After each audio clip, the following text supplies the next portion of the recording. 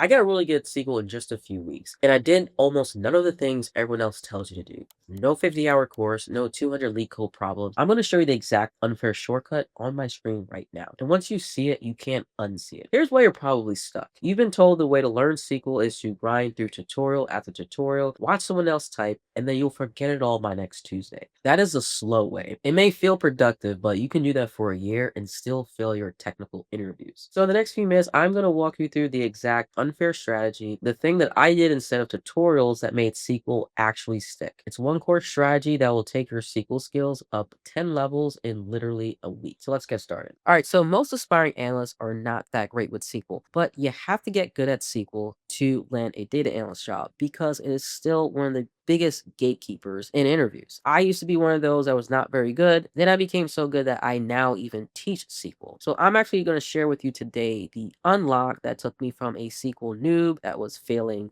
mock interviews to acing the interviews and also now teaching SQL. Okay, so the background of this is that I actually did a mock interview with an Amazon hiring manager. Thought I knew SQL at the time, but I pretty much failed it with flying colors. I pretty much exposed the fact that I only knew advanced SQL on the surface level, right? As we all learn SQL, right? Very easy to get the basics down, like select from where, whatever. But once we get into the, more advanced joins and the CTEs and things like that, things slow down, right? So I knew it at the surface level, but in that interview, I was put in an environment that I had never experienced before, and it pretty much exposed all the gaps in my SQL knowledge. And after that, I did feel an embarrassment, but I really wanted to figure out how the heck can I close this huge gap in my SQL knowledge. So one thing that I learned after that day was that using SQL on the job versus passing SQL interview are two different things. So whenever we're in an environment like a coding environment where it's, in MySQL and we have like a code editor and we see all the tables and things like that, it's different than when we're tested on the interview. There's going to be different forms of it. Doing SQL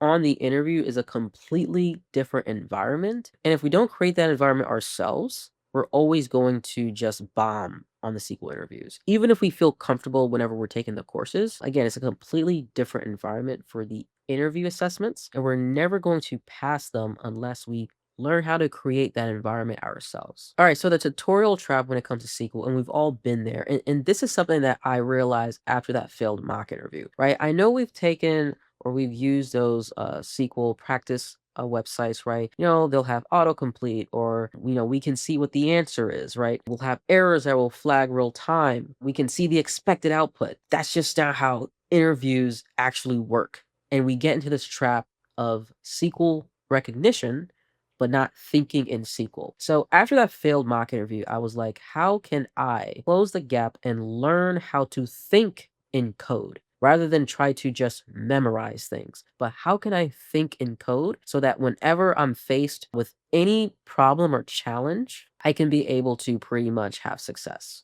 And again, this is what pretty much the differences are. When it comes down to working always in a SQL editor, we're just practicing recognition, right? The autocompletes and everything like that. But in a real interview, we have to pretty much practice our thinking in code. And if we don't create the environment before the interview that forces us to think in code, we're never going to pass the interviews. So the unlock is I'm going to teach you how to create that environment or how to force yourself to think in code, think in SQL code, so you can ace any SQL interview. So right now, here's an honest test. In plain English, can you verbally say why you would use a CTE instead of a subquery? Or can you verbally say the differences between the two? Why you would choose one over the other? Not the syntax, but the actual reasoning. If there was any pause in your answer or you wasn't really sure, you feel like you have to go to ChatGPT or whatever, you already know what I'm going to point at, right? It's not your intelligence, right? We haven't really learned how to think in SQL code yet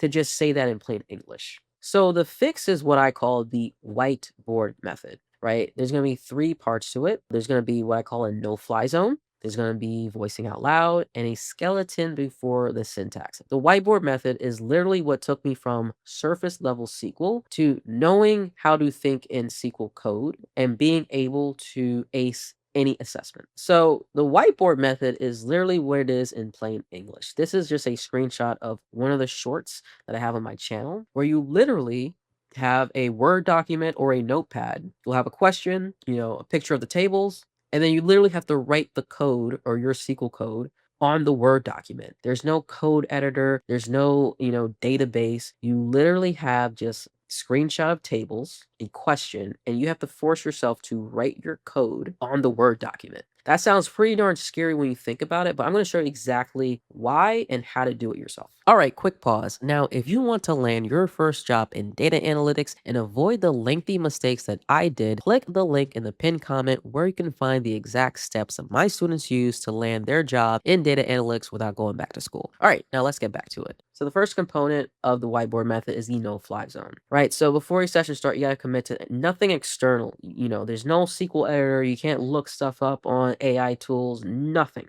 It's completely on your own, okay? And just a reminder, this is what you do when you're trying to practice. So you don't do this like, when you're, learning first. This is for practicing for the interview. Secondly, right?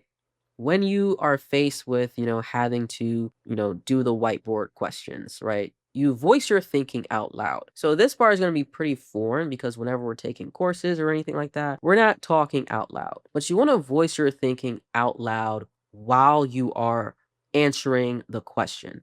This is what you would do in the SQL interview assessment or any interview assessment, any technical interview assessment. You don't want to be silent. You want to voice your thinking out loud. Describe your logic in plain language so the interviewer can understand where you're going, right?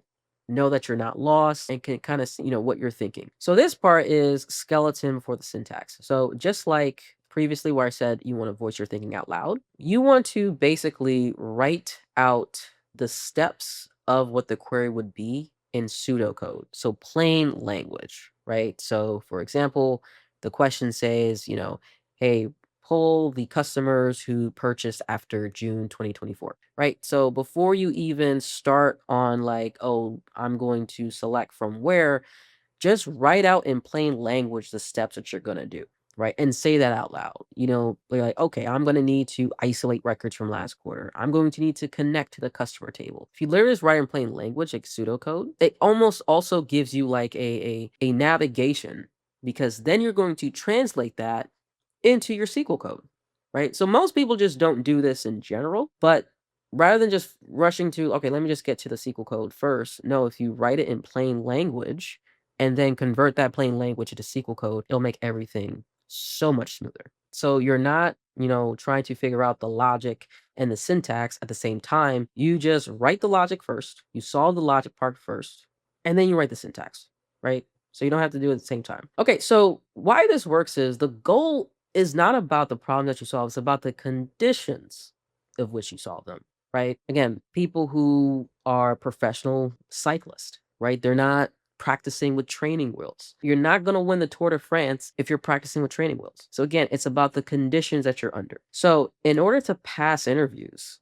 right? Technical interviews, you need to create those conditions yourself and practice under those conditions. You don't wait till the interview to be under those conditions for the first time, right? That's where overwhelm comes. Learn how to, you practice how you play. That is what the whiteboard method is about. Now, some of you may be saying that, oh, maybe you've done interviews and you've never seen this before. The great thing is, if you can do whiteboard SQL, you can pretty much do anything. It's almost like running with a weighted vest. It'll be easier once you take it off. But if you can do whiteboard SQL, any SQL interview is going to be easy. That is the point. That is a huge point of it. Now, some of you may be thinking, okay, well, AI writes SQL now. AI gets stuff wrong. Okay. AI gets stuff wrong, and you still need to be able to direct the AI. Okay. AI is not going to know the right questions to ask or anything like that. AI can maybe make things easier, but it's not going to do the work for you. Okay. So remember that. If you don't know the right logic to tell the AI or to instruct the AI or whatever it is, then AI is no good use to you. That's why you still need to know the logic. Okay, so your 30-day challenge is I want you to create your own whiteboard SQL challenges. If you can do whiteboard SQL, I'm telling you, you're going to be able to pass any SQL interview. You can use AI to create your own, right? You can use AI to also grade it for you. This will force you to learn how to think and code so that whatever challenge on an interview that you ever get, it's going to be easy peasy. Absolutely. All right, so listen, you got the unlock. Go do this right now, okay? Go do this right now. And please drop a comment on the biggest takeaways and also even DM me on LinkedIn if this helped you a lot. All right. Now, again, I'm Kedeisha, data career coach. If you ever want to work with me to land your first role in data in under 4 months, the link is in the description. I'd love to coach you. I'll see you in the next video.